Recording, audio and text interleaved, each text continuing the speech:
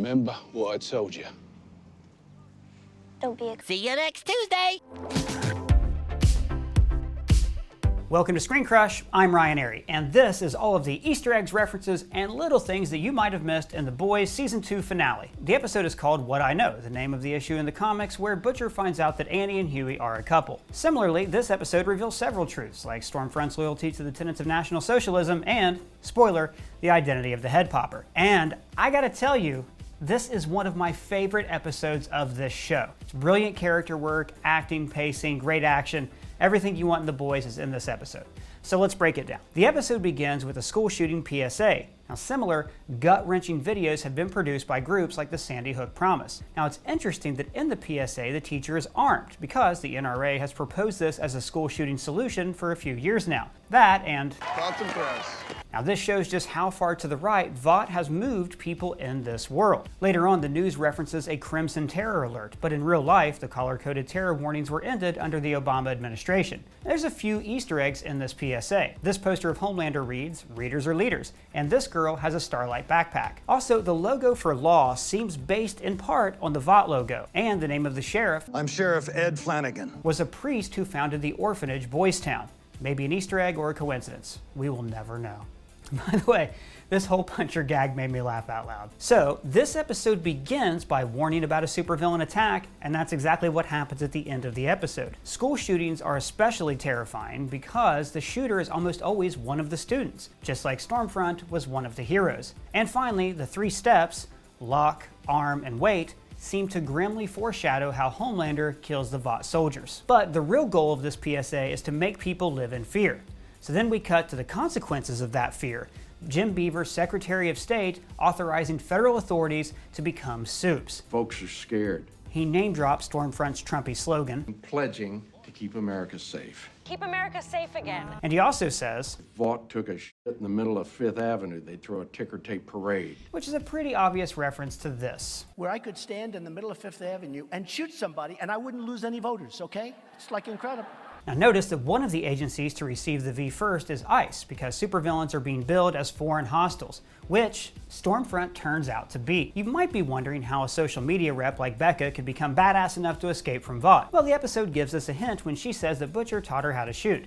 So maybe he also taught her how to be a covert operative. Now outside on the street, we see Homelander's Keep America Safe posters, now with the hashtag Stormfront sticker. And over here we see a poster for Citizen Starlight. Frenchie references Wile E. Coyote. Always chases Roadrunner, always with an elaborate plan, always fails. Now, after Huey asks if they're supervillains now, MM says, "We're just supervillains now, huh?" Vought attacked the country, Huey.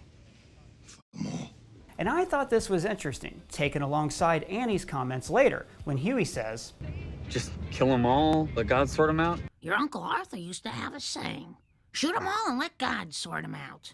Unfortunately, one day he put his theory into practice. Huey and MM's attitudes are the same as all the Vought fans who want the Supes to attack the super terrorists. So both sides have an all-in, screw the opposition mentality, which is exactly how Stormfront wants it, for everyone to hate each other. And Stormfront also says that her husband had a solution for the 2 billion people who might oppose them. She's referencing Hitler's final solution, the Holocaust. You Nazi piece of shit. And did you notice that when Stormfront says they won't have to do movie premieres anymore, Homelander looks really sad? Desperado. Because all he wants is what he never got in childhood. Love. And I loved Annie and Huey's conversation in the car. You had every reason to give up on me. So why didn't you? I just would never. Their love story is the backbone of the Boys comics, and I hope it's going to be explored more next season. Annie says, Butcher is right. when just a couple episodes ago she said, We're nothing alike. Nothing. so this season has really been a battle for Annie's soul. Will she become a cynical hard-ass like Butcher, Maeve, and Homelander? Or can Huey anchor her to a better way of life?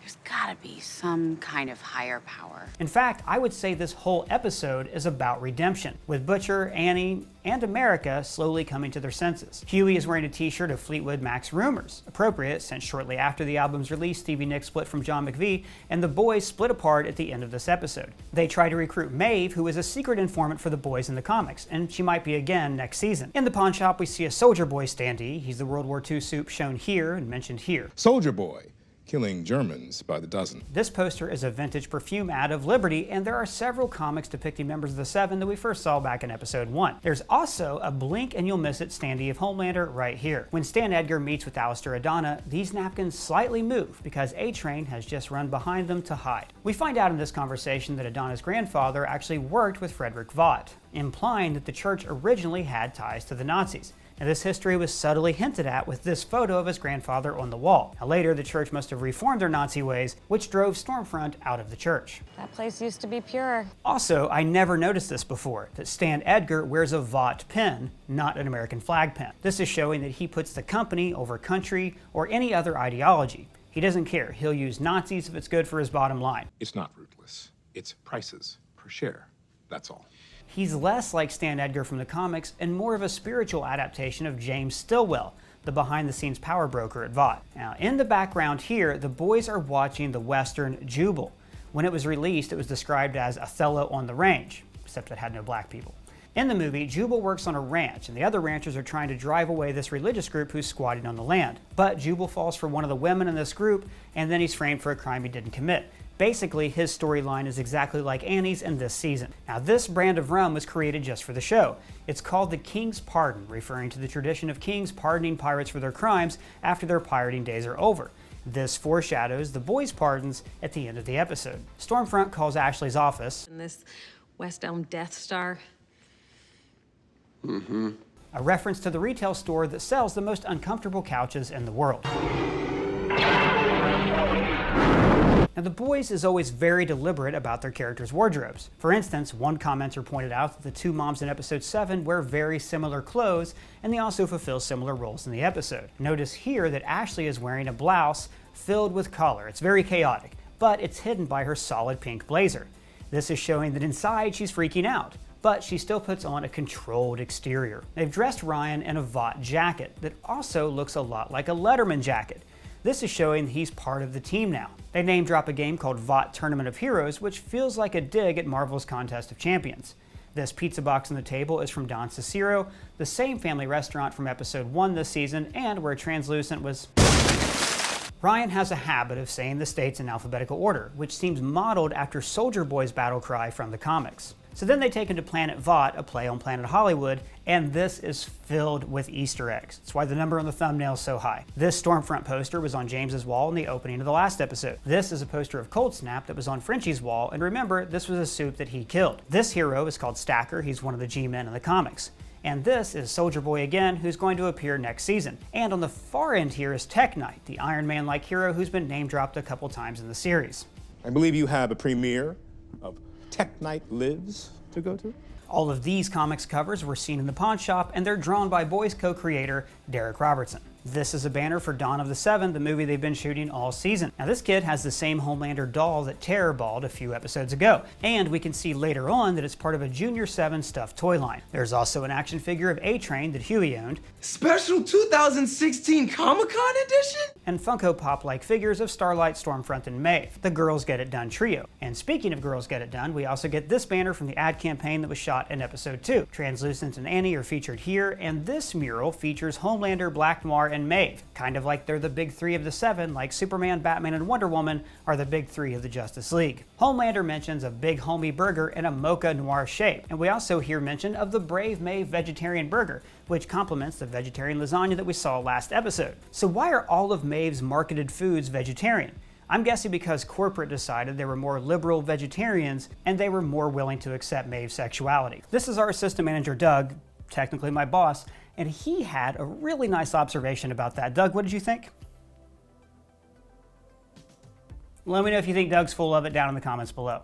Oh, and also, here's a replica of Lamplighter's costume. This whole restaurant is also very reminiscent of Planet Krypton, the superhero-themed restaurant from Kingdom Come. So Ryan gets overwhelmed, probably because he's never been in a room with more than one person in it before.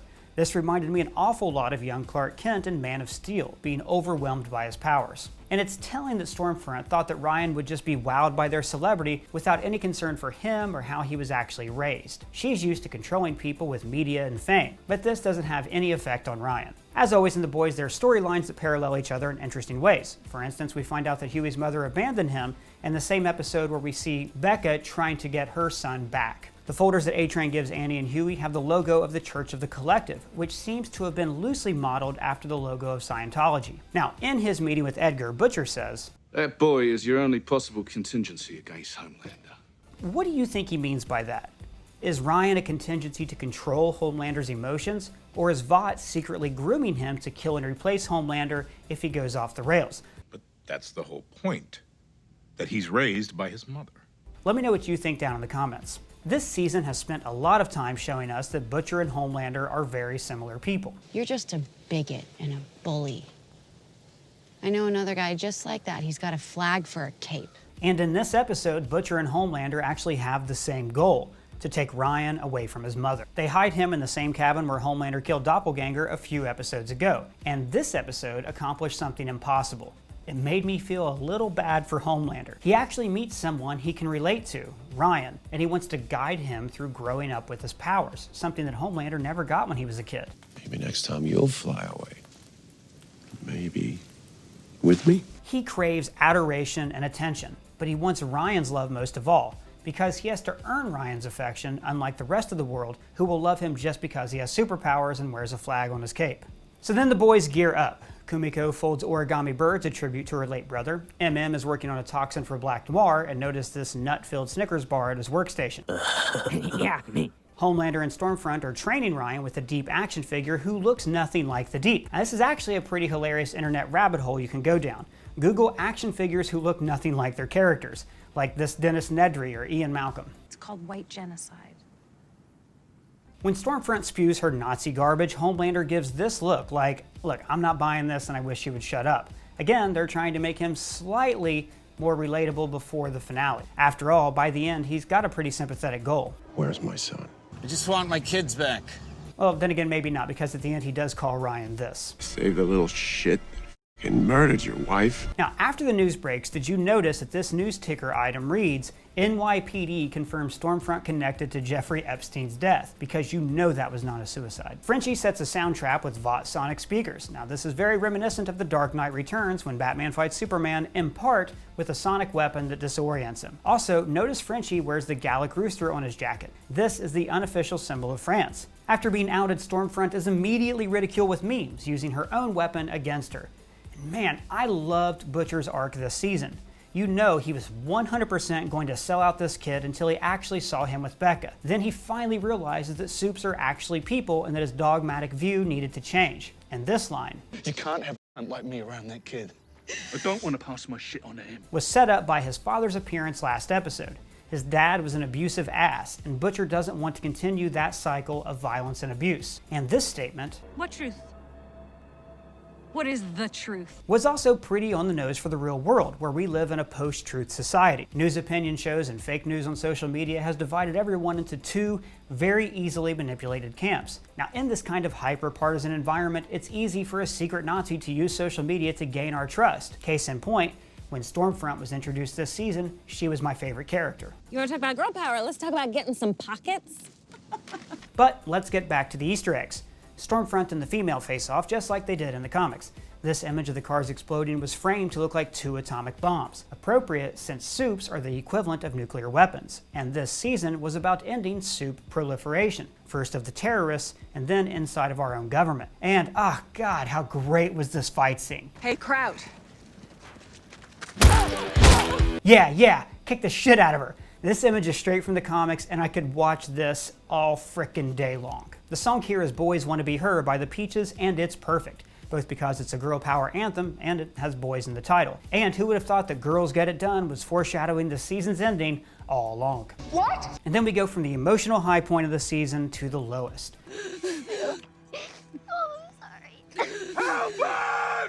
Stormfront loses an eye, just like in the comics, and the visual of Homelander covered in blood is also from the comics as well. After Ryan finally uses his heat vision, Butcher wakes up much like he did in the season 1 finale. And, oh man, this was heartbreaking. Carl Urban is bringing it. You promised me you keep him safe. In the comics, Becca dies while giving birth to Homelander's son. So actually, in both media, she was killed by Homelander's kid. And by the way, do we have any German speakers out there? I'd really like to know what Stormfront's saying. Maeve blackmails Homelander and she really hits him where it hurts. As long as no one ever loves you again. Desperado. This is like in the comics, when the boys reach a truce with the Seven by threatening blackmail. The episode gets a few more digs in at Scientology, like Adana encouraging the Deep to go up to level 7, and this. I found out that we're all just space boars. I didn't laugh. Scientologists believe the world has a similar sci-fi history about Xenu, volcanoes, and Thetans, I think. Annie and Huey end up back in the Central Park bench where they first met, and where they often meet in the comics. And the episode ends with the Beach Boys' God Only Knows, appropriate since they're all going their separate ways and will be without each other for a while. God only knows what I'd be without you. It's also true of Homelander, who has lost Stormfront. And by the way, this closing shot of him is both there to mimic the first Batman movie, but actually it was filmed for season 1, but Amazon made them cut it. I guess now they figure that it's 2020 and this doesn't seem so bad now. And this quote, I can do whatever is from season 1. I'm the Homelander. And I can do whatever I want. Now let's talk about that huge reveal that Victoria Newman was the head popper all along. What? I thought the head popper would be Alistair Adana, but a few of you totally called this last week. Well done. We also have a separate video that breaks down all the clues that she was the real head popper. You should really check that out if you have time. But really, we should have seen this coming because she's a gender-swapped version of Vic the Veep, the pro-Vought vice president in the comics. In her office, we see a resist sign with a compound injection, taking a rallying cry of the left, and adding in an element from the boys' universe. The episode ends with Billy Joel's Only the Good Die Young. Of course, this is a reference to Huey's obsession with Joel. But also, this song is about a good Catholic girl being seduced by a guy from the wrong side of the tracks, much like Huey and the boys seduced Annie away from Vought. But also, maybe this is indicating that Victoria Newman is going to pull Huey into doing her dirty work. There's a big clue that this could be the case here on the TV. See? That's your mom. The closing shot also mirrors the ending of The Godfather, when Michael Corleone's aides shut his study door, sealing him inside a world of crime. Well guys, that's all the Easter eggs I found, but if you know of any, let me know in the comments below or at me on Twitter. And if you're new here, please subscribe. For ScreenCrush, I'm Ryan Airy.